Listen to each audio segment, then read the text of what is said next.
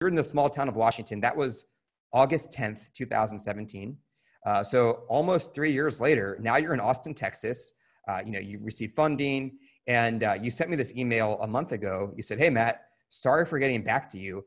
We just did a year's worth of sales in 6 days." Yeah. So I want to let you take the mic here. Tell me a little bit about, first, this rush right now. How were you successful? Or, you're not, most businesses have gone down. How have you guys thrived in the pandemic? Yeah, we thrive by doubling down on community. That's what we do. It's what we've been built on. That's the whole reason Vendor even got started. You mentioned, Matt, that I had gotten started a few years ago. I made the first sale in 2016 on my bicycle, and you can see it actually over here. This wall is of our vendors, but that's a photo of me on the bicycle, and then with a bunch of produce in the back. And then here's the bike that I loaded up with a bunch of boxes.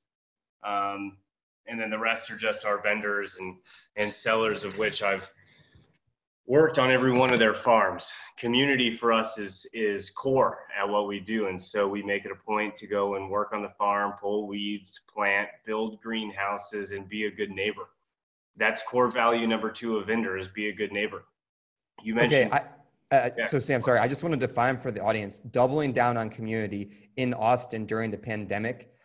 You mentioned helping people with farming, but it seems like you also, I just want to make sure listeners get the full spectrum of what you've done. You've all started working with restaurants who are going through an incredibly difficult time and helping them, sell food. Can you tell us about kind of how the changes you made by doubling down on community? Absolutely. Yeah. It was trying to figure out what were the biggest pain points the community is having. A lot of it, when it comes to local producers, is distribution and how they can get their products out to the public. And with COVID, we saw a rapid decline in farmers market attendance, right? It's an outside area of a gathering of more than 50 people or more than 10 with an easy ability for this virus to spread. And so you see a reduction of attendance at local farmers markets, which is a major direct-to-consumer channel for local farmers, ranchers, bakers, and small producers. The other major channel, which is actually the majority of their sales for local producers, is restaurants, B2B.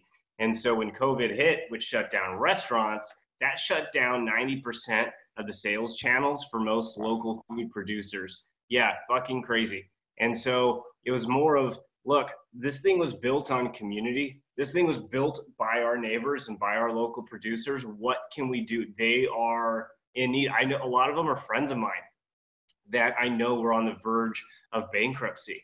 And I'm sitting here with a platform that connects local producers to local consumers thinking, how can we help? What is it that we can do? And how do we look at our food system at a much larger scale in a completely different lens, right? And that's when I started looking at restaurants and thinking, look how scattered and decentralized they are throughout the city, right? They also can become points of distribution for grocery. They have access to wholesale distributors that are buying product at a lower cost that they can rebundle and then sell direct to consumer. And so it goes, my thought was, well, let's provide that as a solution, right? I didn't know if it would work or not. It was, hey, I'm here to help. Here's this idea, and you can sell it through our platform. We'll take care of the delivery. And it's how can we get your product, right, and your brand into the hands of the consumers. It's a way that the local shop owners can stay open.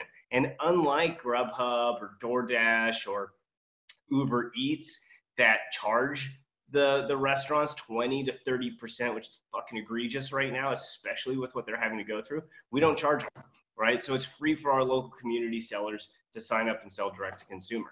And we looked at just how can we look at our food system different and what can we do to help? Purely it. And Sam, just to clarify something, Vendor does. Is Vendor just doing this as a service, or how are they are they not monetizing at all, or how is it sustainable to do that without charging them? We don't charge the sellers. We charge the customers as small. Just the customers. Okay.